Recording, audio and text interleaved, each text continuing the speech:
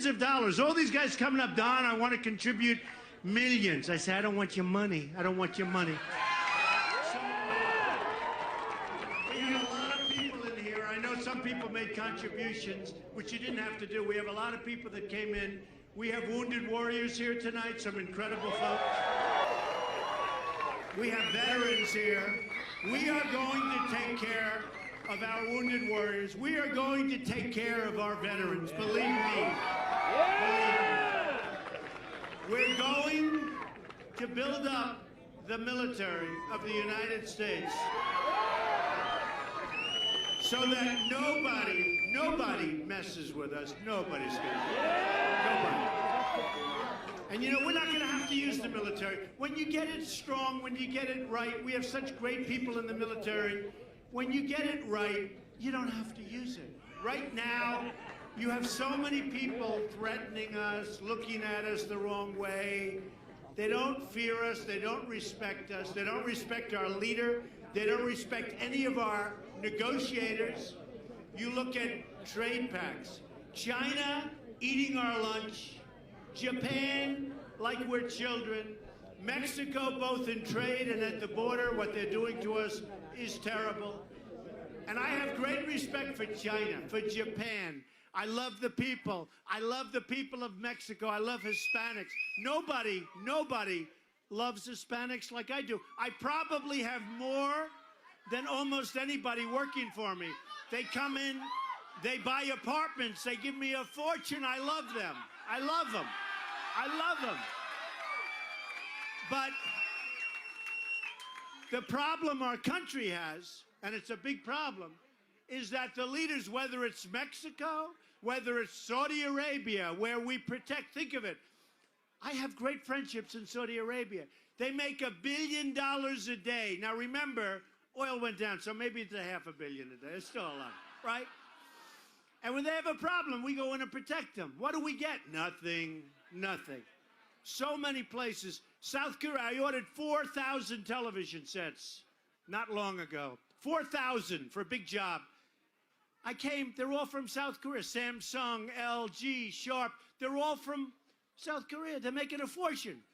Now, when North Korea raises its hand, when our friend from North Korea, that wonderful young man,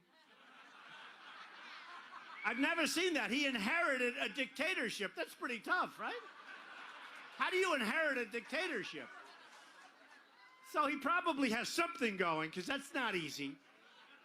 But when he raises his hand and he starts getting a little bit frisky, we go over, we're going to protect, the ships start going, the planes start going. We have 28,000 troops over in South Korea in the border. And you talk about a dangerous border, that's a dangerous border. We get nothing. What? We get nothing. And South Korea's making a fortune. And we love South Korea. But somebody's got to ask them, hey, folks, come on, help out, right? We owe now $19 trillion. 19 trillion. And we're protecting everybody. Now, Ukraine is interested. We want to protect Ukraine. But can I tell you what? You have Germany. You have all of these European countries. Ukraine is their neighbor. They don't say anything. They don't help out. They don't do anything. We're the one that take the lead. We take the lead on everything. We take the, yeah, he said we're the suckers. Who said that? Who said? Very good. Ah, smart guy. I probably went to school with him. Smart. He shouts out, we're the suckers. Hey, we want Ukraine to come through. We think it's great. But why isn't Germany, they're making, who has a Mercedes-Benz right now? Raise your hand. Rich, look. They're making a fortune. They're a very, very great nation. They're a money machine. We get nothing. They say, go in and take care of Ukraine. Okay, fine. So we have to start using our heads. We can do something so incredible. Look at Iran. Now, what about the pact? Did you see the other day? They are going to inspect their own site. The worst site, the most important site, they're going to self-inspect. Can you believe it? Can we even, are we even saying this? Are we even saying this? He just said John Kerry's a joke. No, he's a bicyclist, okay? No, think of it. He's 73 years old, and he goes into a bicycle race. He's got the helmet, the whole thing.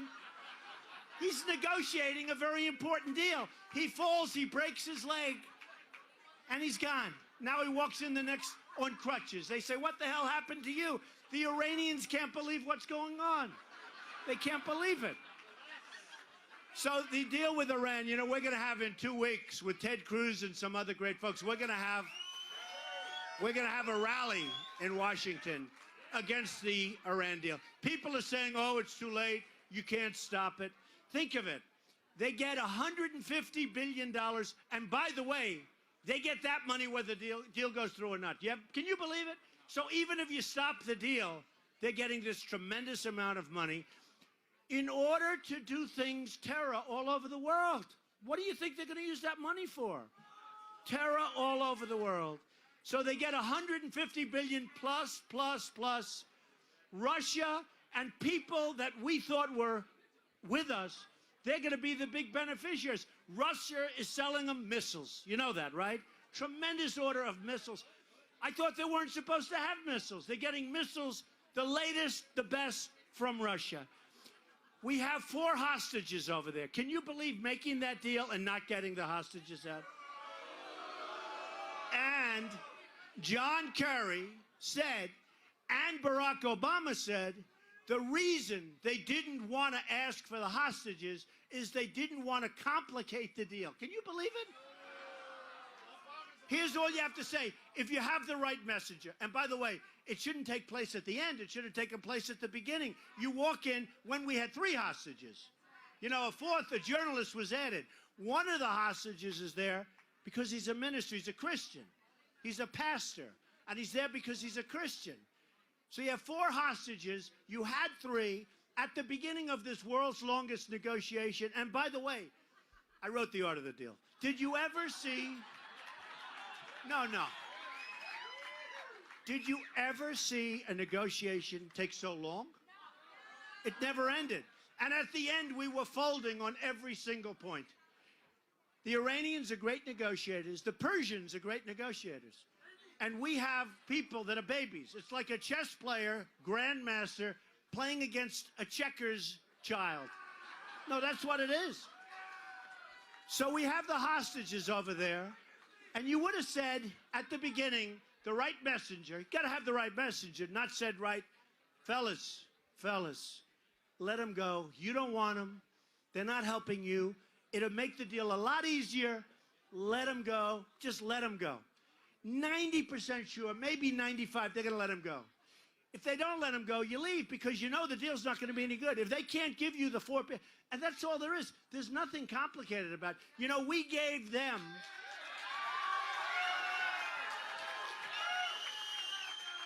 We gave them a little time before one of their top nuclear scientists. Does anyone know that? So we give them, think of it, a nuclear scientist, and they won't give us our hostages back. It's so insane. Then you have the 24-day rule. How about that one? We want to inspect their site. It takes 24 days. What a lot of people don't know, that until the clock starts ticking, it could be weeks and maybe even months before you even start that 24. So they have this long period of time. Let's say they're doing wrong. Let's say they're playing the nuclear game. We notify them, they delay it. Then the clock starts ticking. In the meantime, bing, bing, bing, they're cleaning up. They're getting rid of everything. Like in the old days with my father, I used to paint the floors battleship gray, right? Battleship gray, ideally shiny. Depending on the texture of the floor, ideally shiny. And we walk in and everything's beautiful. Oh, look. Oh. Does anybody think they're going to adhere to it? I want to tell you, that deal is so bad for Israel that it's incredible. Israel, I don't understand it. You know, I have friends of mine who happen to be Jewish who supported Barack Obama. They cannot believe they can't believe it. They can't believe it. Israel's in trouble. The United States is in trouble.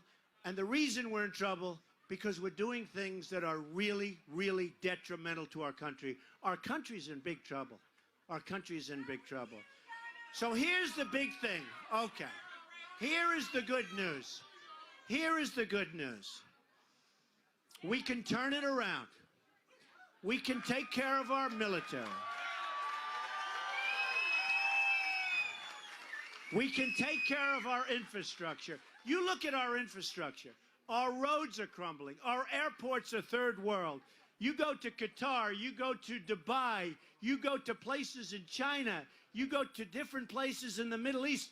They have airports the most beautiful I've ever seen in my life. I was in Qatar, and I was given a tour of an airport.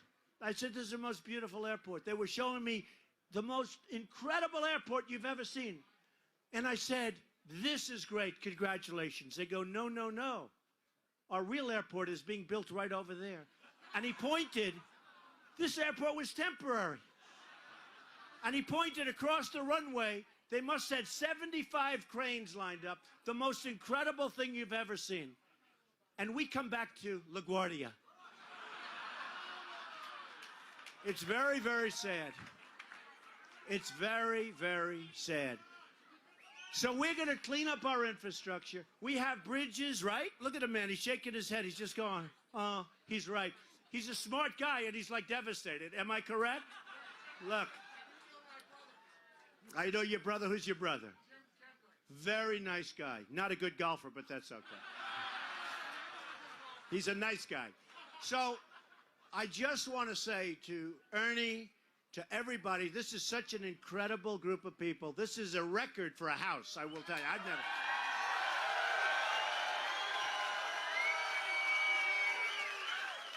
You know, usually when you do these, first of all, not a lot of people have property this big. Where's Ernie? Ernie, where are you, Ernie? Not a lot of people have Ernie's property, so you got a lot of acres here. This is a big sucker, Ernie, okay?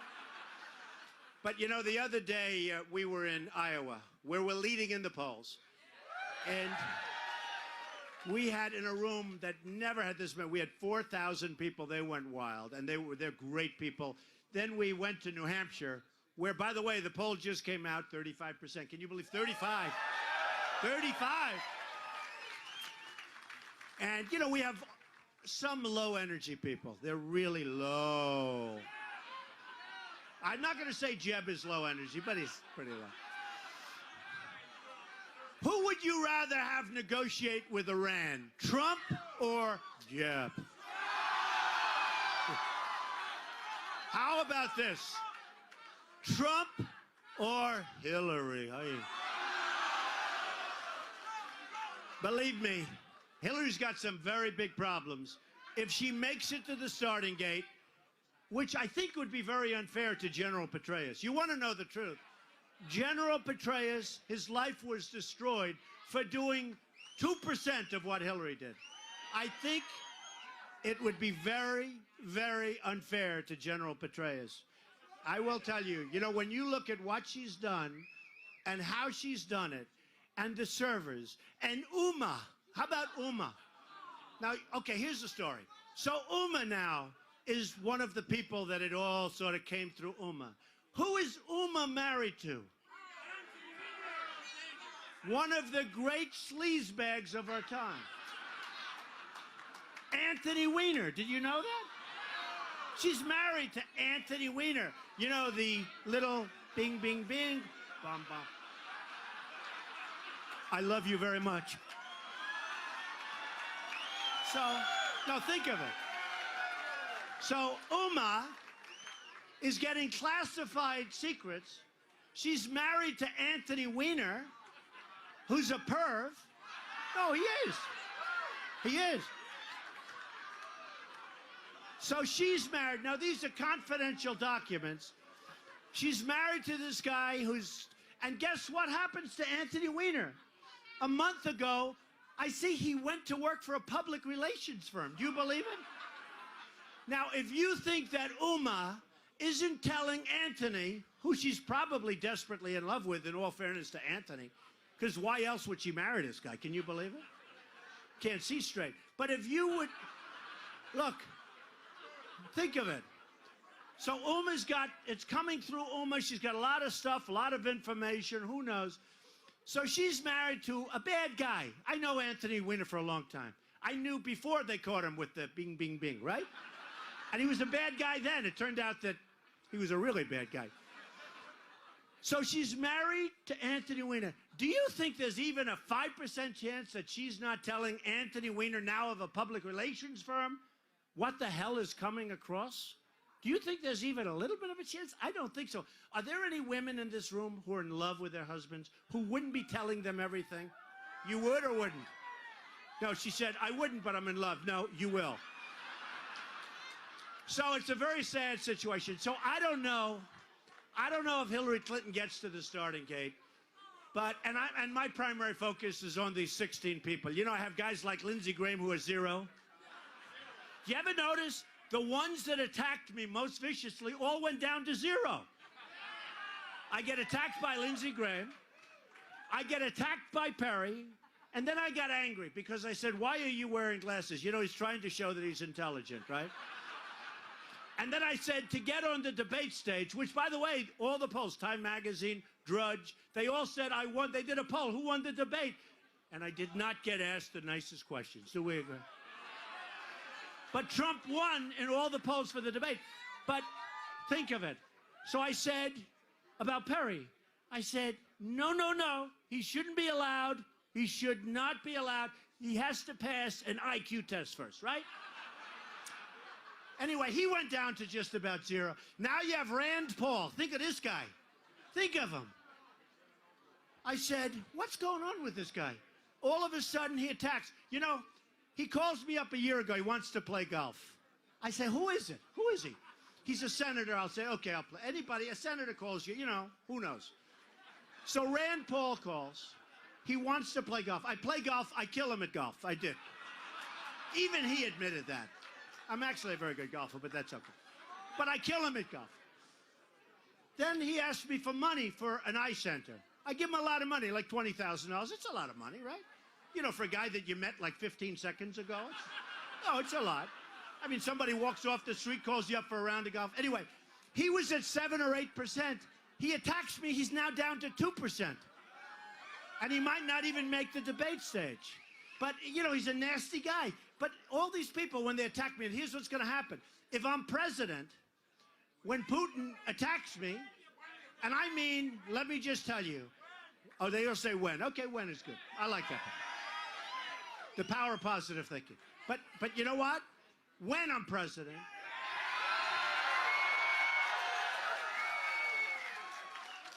when people come at me, and I'm talking on trade, I'm talking on so many different ways, we're going to win. We're going to have so many victories. You know, right now, we don't have victories anymore. Do we agree? I mean, think of it. When was the last time this country had a victory? I mean, do we ever have victories? Everything's negative. Our real unemployment, you know, we have 93 million people out of work. We have 50 million people in poverty. 50 million people. Food stamps all over the place. And then we hear, oh, it's 5.5% unemployment. Give me a break. You know the story. When you stop looking for work, they consider you, statistically, they consider you employed. So we got 93 million people that want to work. They want to work. Our country is going to be so strong and so great. I am going to be the greatest jobs president that God ever created. I mean, God is going to say.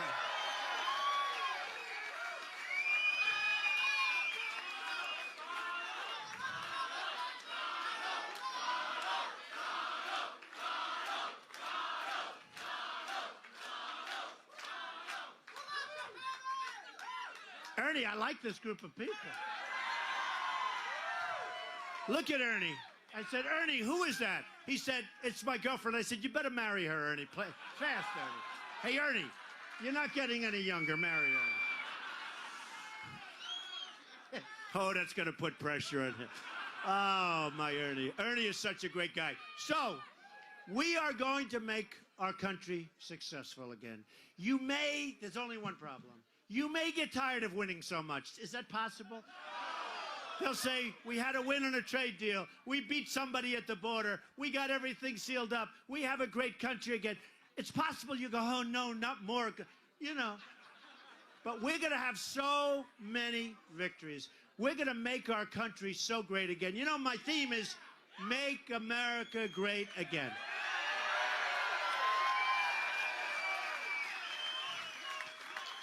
We are going to have so many great victories.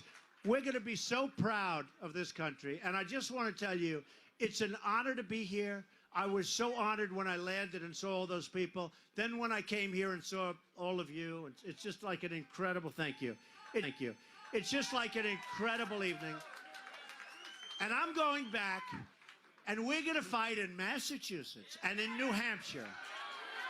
And we're going to fight in Iowa, and we're going to fight in, I'll tell you what, South Carolina, 30% and more. South Carolina is amazing.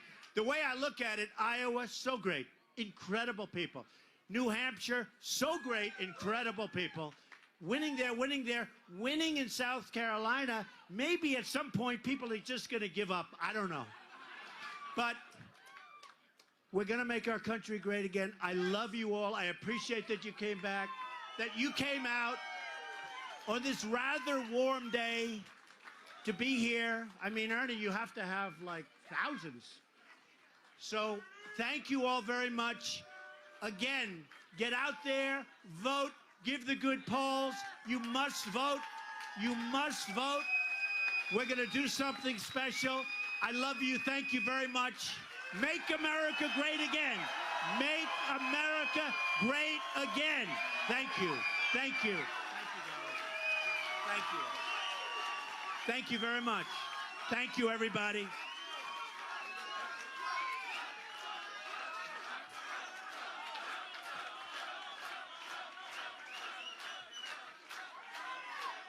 Come here. Hey, come here. Bodyguard, come here. Good job today. We will make America great again.